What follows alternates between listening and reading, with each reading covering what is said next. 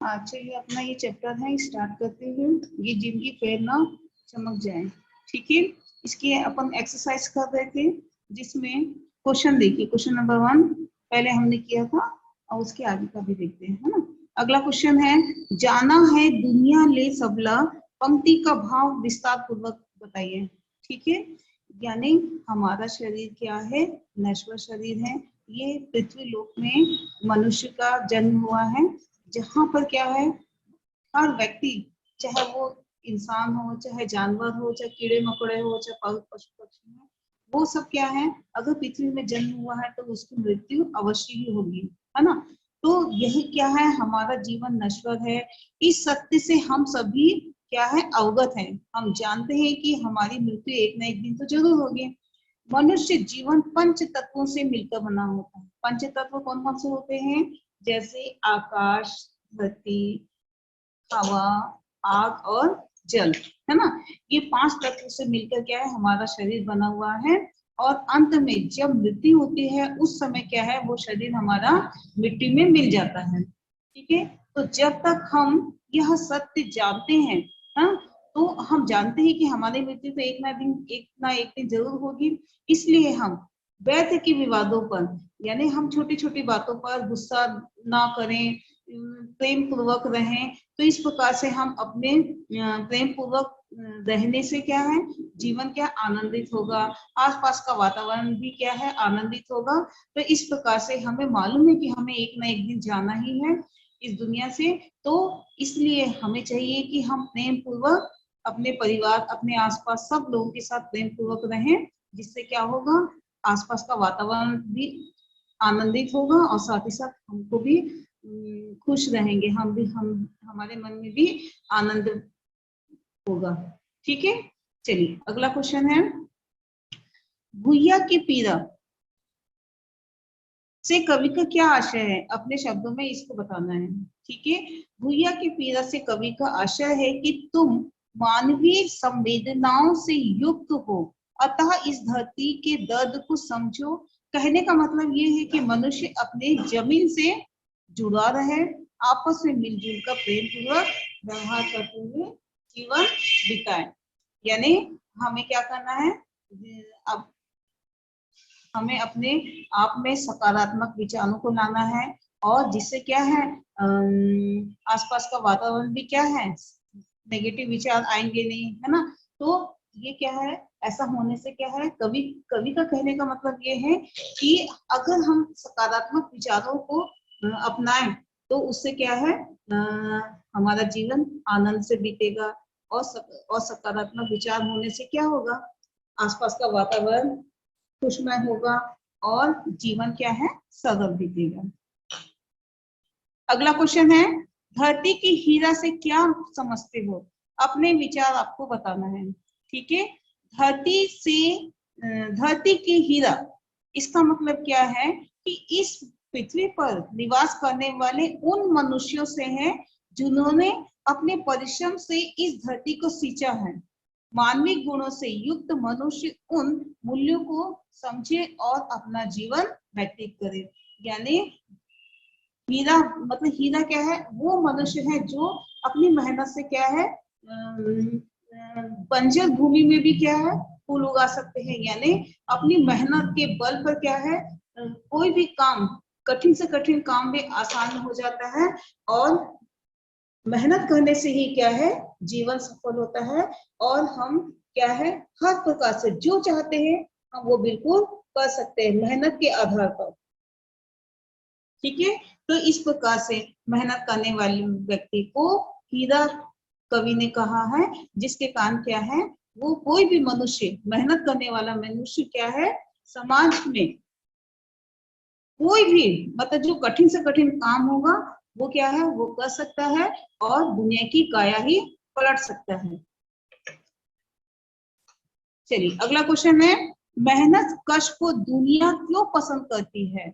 मेहनत कश लोग ही इस संसार की क्या है, आधारशिला है, जिसके परिश्रम से यह संसार क्या है, इतना सुंदर हुआ है।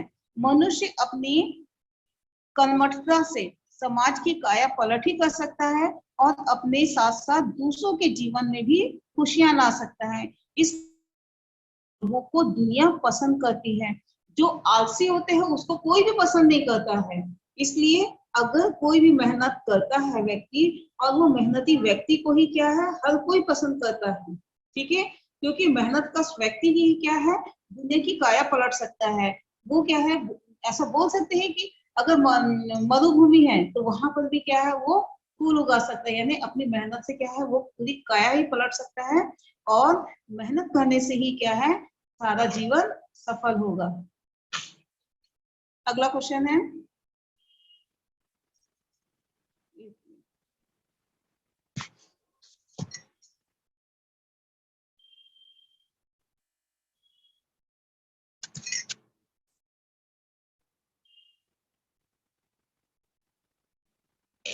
अगला क्वेश्चन है, काबर आगासला नापत हो पंक्ति के माध्यम से कवि क्या कहना चाहता है। ठीक है, इसका आंसर सुनिए। जो चीजें सहज उपलब्ध नहीं, उसके पीछे भागना व्यर्थ है।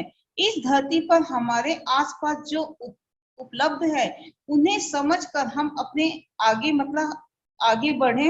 आकाश की ऊंचाई नापने के चक्कर में कहीं हम जो प्राप्त है, कहीं उसे न खो दे। इसलिए कवि हमें सावधान करना चाहता है कि जो चीज संभव नहीं है, जैसे कोई कहता है कि हम चांद तारों को तोड़ लाएं, तो क्या वाकई में ऐसा संभव है? ये तो सिर्फ क्या है, कल्पना ही लोग कर सकते हैं। तो वैध के चक्कर में, यानी आसमान नापना या आसमान से तारे तोड़ना, ये सब क्या है, वैध की बातें हैं। तो इस चक्कर में ना पड़ के हमें उन मतलब आकाश की ऊंचाई को नापने के चक्कर में हमें पढ़ना नहीं चाहिए, और वैध ही समय को क्या है, गंवाना नहीं चाहिए। और जो संभव है उसी पर ही क्या है, हम अपना ध्यान रखें, और उसके बाद हम जो भी कुछ काम करेंगे तो वो संभव होगा। इसलिए कवि क्या है, इन बातों से क्या है, कवि हमको सावधान करना चाहता है। सावधान इसलिए करना चाहता है कि जो वैध, जो संभव नहीं है, उसके पीछे पड़ने से अपने समय को क्या है, बर्बाद नहीं करना चाहिए। और जो काम हम कर सकते हैं उसी में ही हम आगे बढ़कर जीवन को सफल बनाएं। अगला क्वेश्चन है, जिंदगी भर है रोना धोना, आप इस कथन से सहमत या असहमत होने पर क्या है, इसको बताइए। ठीक है, यदि हम भाग्य के भरोसे बैठे रहें तो जिंदगी क्या है, जिंदगी यूं ही नष्ट हो जाएगी। अगर हम सोचते हैं कि हमें बैठे बैठे ही खाना मिल जाए, चीज मिल जाए, तो क्या ये पॉसिबल है? बिल्कुल नहीं है। अगर हम क्या है, ये सोचे कि हमको खाना बनाना है, यानी खाना हम जब तक हम बनाएंगे नहीं, हमको खाना पका हुआ कैसे मिलेगा, है ना। तो यानी हम भाग्य के भरोसे ना बैठ के हम खुद ही मेहनत करें, तो वो क्या है, हर काम सफल होगा। अकर्मण्य व्यक्ति भाग्य के भरोसे बैठा रहता है। जो आलसी होता है, कामचोर व्यक्ति होता है, वो हमेशा क्या है, भाग्य के भरोसे बैठा रहता है। और जब देखो तभी वो जीवन को क्या कोसता रहता है कि भगवान ने मेरे को ये नहीं दिया, भगवान ने मेरे को वो नहीं दिया, है। लेकिन क्या ये सही बात है? नहीं। क्योंकि हमको क्या है, एकदम आलस ना होके, अब कोई भी काम हो हमें तुरंत क्या है, मेहनत से करना ही चाहिए। ठीक है, लेकिन कर्मशील प्राणी अपने श्रम से अपने जीवन के अवसादों को दूर कर सफलता अर्जित करते हैं। अतः हमारे मत से यह तर्क सही नहीं कि जिंदगी रो धो कर यूं ही व्यर्थ गवा दी जाए। अपने भुज बल पर, यानी अपने हाथों के बल पर क्या है, विश्वास कर हमें अपने भाग्य रेखा को भी हम बदल सकते हैं। क्यों नहीं बदल सकते? क्योंकि अगर हम एकदम ये सोचे कि हमें ये काम करना ही है, तो हमको करना ही है, मेहनत चाहे कितनी भी लगे, है ना। तो मेहनत करने से ही वो काम सफल होगा। और अगर हम ऐसे ही बैठ जाए कि अरे कोई आके ये कर देगा, है ना, तो वो करने से क्या, वो काम वैसा ही पड़ा रहेगा। और किसी के पास इतना समय नहीं है कि कोई हमारे काम को करे, है ना। तो हमें क्या है, अपनी मेहनत पर भरोसा करके हर काम को क्या है, करेंगे, तो हमारा हर काम सफल होगा, और हम अपने जीवन में आगे बढ़ सकेंगे। ठीक है, अब देखिए अगला क्वेश्चन है, चंदा असमन सुरुज कस तन में कौन सा अलंकार है? ठीक है, इसकी परिभाषा भी बताओ। ठीक है, तो चंदा असमन सुरुज कस तन में उपमा अलंकार है। ठीक है, अब इसकी परिभाषा देखिए क्या है। हाँ? किसी व्यक्ति, परिभाषा किसकी है? उपमा अलंकार की। ये उपमा अलंकार है ना। हाँ, तो इसकी परिभाषा क्या है? किसी व्यक्ति या प्राणी के गुण, धर्म, स्वभाव और शोभा को व्यक्त करने के लिए उसी के समान गुण, धर्म और स्वभाव वाली वस्तु या प्राणी से उसकी समानता या तुलना की जाए तो हमें उसको क्या बोलते हैं? उपमा अलंकार। यानी गुण की समानता वाले से हम तुलना करें तब वो क्या है? उपमा अलंकार कहलाता है। ठीक है, अगला क्वेश्चन है, व्यंजना शब्द शक्ति किसे कहते हैं? उदाहरण के द्वारा स्पष्ट कीजिए।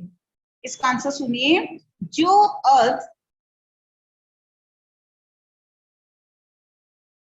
अभिषा या लक्षणा से नहीं बताया जा सके उसे बताने वाली शक्ति को व्यंजना शब्द शक्ति कहते हैं।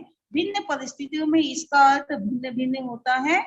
इससे उत्पन्न भाव को व्यंग्यार्थ कहते हैं। ठीक है, हाँ, जैसे सूरज डूब गया। ठीक है, तो इसका अर्थ हम सामान्यतः जो अर्थ है उससे हम अलग हट के बताएं तो क्या होगा? ऐसा बोल सकते हैं, जब सूर्य डूब गया है, यानी इसको हम ऐसे भी बोल सकते हैं, दीपक जलाने का समय हो गया है। ठीक है, दूसरा है घूमने जाने का समय हो गया। नंबर 3, संध्या वंदना करने का समय हो गया है। भिन्न भिन्न परिस्थितियों में और व्यक्तियों के लिए यह घटना अलग अलग अर्थ क्या है बताती है। ठीक है, अब देखिए, चूज द करेक्ट आंसर। देखिए नंबर 1, ये जिनकी फेर चमक जाए कविता भाषा में लिखी गई, किस भाषा में लिखी गई है? छत्तीसगढ़ी भाषा में लिखी गई है। नंबर 2, घुघुआ शब्द का आशय क्या है? उल्लू। क्या है इसका मतलब? उल्लू। घुघुआ का अर्थ है उल्लू। नंबर 3, मनुष्य जीवन तत्वों से मिलकर बना है। किन तत्वों से मिलकर बना है? 5 तत्वों से। मैंने बताया था, आकाश, धरती, हवा, आग और जल। ये 5 तत्वों से मिलकर हमारा शरीर बना हुआ है। अगला क्वेश्चन है, अमृत भाषा से संबंधित शब्द क्या है? ये क्या है? तत्सम शब्द है। अगला क्वेश्चन है, धरती के हीरा किसे कहा गया है?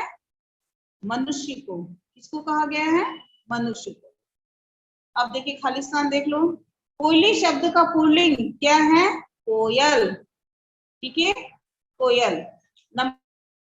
शब्द का पर्यायवाची शब्द क्या है? बगिया का पर्यायवाची क्या है? उद्यान। ठीक है, नंबर 3, भगवती लाल सेन का जन्म कहाँ हुआ था? दुर्ग में हुआ था कि नहीं? हमने जीवन परिचय देखा था ना, उसमें क्या था? दुर्ग में इनका जन्म हुआ, भगवती लाल सेन का। नंबर 4, कोठी शब्द से आशय क्या है? कोठी मतलब ध्यान रखने की जगह। नंबर 5, पसीने की तुलना किससे की गई है? अमृत से की गई है। कविता में आया था ना। अगला है, कवि ने जीवन के प्रति खालिस्तान को अपनाने पर बल दिया है। किस पर? सकारात्मकता पर। ठीक है, हम पॉजिटिव विचारों को रखेंगे तो हर काम क्या है? पॉजिटिव होगा, यानी हर काम सक्सेस रहेगा, सही होगा, सफल होगा। अब देखिए मैचिंग देखिए, ये जिंदगी फिर चमक जाए, इसमें क्या होगा? भगवती लाल सेन क्या है? कवि है हमारे। छत्तीसगढ़ी काव्य संकलन क्या है? नदिया मरे पियास। घुघुआ यानी उल्लू। धरती के हीरा, पृथ्वीवासी मनुष्य। ठीक है, चलो। हाँ, ये अब अपना ये चैप्टर पूरा खत्म हो गया है। ठीक है, ये इसकी सारी एक्सरसाइज हो गई है। इसमें आपको किसी को कोई डाउट है? इस पाठ में किसी को कोई डाउट है? हाँ? No ma'am. ये पाठ अपना पूरा कंप्लीट हो गया है, कविता कंप्लीट हो गई, सारी एक्सरसाइज हो गई है। ठीक है, कल अपन क्या पढ़ेंगे नेक्स्ट टाइम? मरिया। ठीक है, यस मैम। ठीक है, अभी चालू कर दो। करूँ? चलिए थोड़ा सा स्टार्ट करते हैं। ठीक है, ये मरिया। मरिया क्या है? जब किसी की मृत्यु हो जाती है, ठीक है। मरिया क्या है, इसके कवि कौन है, डॉक्टर परदेसी राम वर्मा। कौन है, डॉक्टर परदेसी राम वर्मा। इनके जीवन परिचय देखते हैं। डॉक्टर परदेसी राम वर्मा जी का जन्म 18 जुलाई 1947 को कहाँ, इनको क्या है, भिलाई इस्पात संयंत्र के करीबी गांव क्या है, लिमतरा है में हुआ था। यानी ये जो कवि हैं अपने भिलाई के ही हैं। ये इनका जन्म कहाँ हुआ था, लिमतरा में हुआ था। इन्होंने छत्तीसगढ़ी और हिंदी में उपन्यास, क्या क्या लिखा था उन्होंने, हिंदी और छत्तीसगढ़ी में उपन्यास, कथा संग्रह, संस्मरण, नाटक और जीवनी आदि का लेखन किया है। छत्तीसगढ़ी और हिंदी में नव साक्षरों के लिए भी पुस्तकें लिखी है। इनके द्वारा पंथी नाटक स्वर्गीय देवदास बंजारे पर लिखित पुस्तक क्या है, आरूढ़ फूल को मध्य प्रदेश शासन ने क्या है, माधव राव सप्रे सम्मान प्राप्त हुआ है। यानी इनको पुरस्कार भी मिला है। इनकी छत्तीसगढ़ी उपन्यास क्या है, आवा पंडित रविशंकर शुक्ल विश्वविद्यालय रायपुर से एमए की पाठ्यक्रम में शामिल किया गया है। यानी इनके द्वारा जो पुस्तक लिखी हुई है ये क्या है, रविशंकर विश्वविद्यालय रायपुर के में एमए की विद्यार्थियों के लिए क्या है, पाठ्यक्रम में इस पुस्तक को शामिल किया गया है। 2003 में इसी विश्वविद्यालय द्वारा इन्हें मानद डी.लिट की उपाधि प्रदान की गई है। इनके लेखन में छत्तीसगढ़ी जनजीवन, लोक संस्कृति में दुर्लभ, मनोहारी और रोचक प्रस्तुति हुई है। वैविध्यपूर्ण लेखन के लिए प्रदेश और देश में इनकी विशिष्ट पहचान है। ठीक है, संप्रति स्वतंत्र लेखनरत है। यानी ये क्या है, हमारे जो कवि ये लेखक हैं डॉक्टर परदेसी राम वर्मा, ये क्या है, हमारे ये भिलाई के ही क्या है, इनका जन्म यही हुआ था। इन्होंने क्या, छत्तीसगढ़ी, हिंदी, इन सब में क्या है, उन्होंने कई पुस्तकें लिखी है और इन पुस्तकों पर क्या है, इनको सम्मान भी प्राप्त हुआ है। और साथ ही साथ में पंडित रविशंकर शुक्ल के द्वारा रायपुर में एमए के छात्रों पर ये क्या है, पुस्तक क्या है, इनकी शामिल है, पाठ्यक्रम में शामिल किया गया है। और इस प्रकार से क्या है, ये कवि क्या है, बहुत अच्छे हैं, बहुत अच्छे हैं। मतलब इनकी जो लेखन है वो काफी लोगों ने पसंद की है और उनको पुरस्कृत भी किया गया है। ठीक है, अब देखिए इस पाठ का सार, देखिए इस पाठ का सार यानी संक्षेप में इसके बारे में। ये मारिया क्या है, जब किसी की मृत्यु हो जाती है तो उस समय तेरवी जो होता है ना, उसी को मारिया भोज बोलते हैं। तो मृत्यु के बाद जो भोजन लोगों को खिलाया जाता है उसको क्या है, मृत्यु भोज यानी मारिया भोज कहा जाता है। उसी के ऊपर क्या है, ये पाठ आपका आधारित है। ठीक है, तो अब अपन ये पाठ को अपन नेक्स्ट टाइम अपन पढ़ेंगे। ठीक है, हाँ,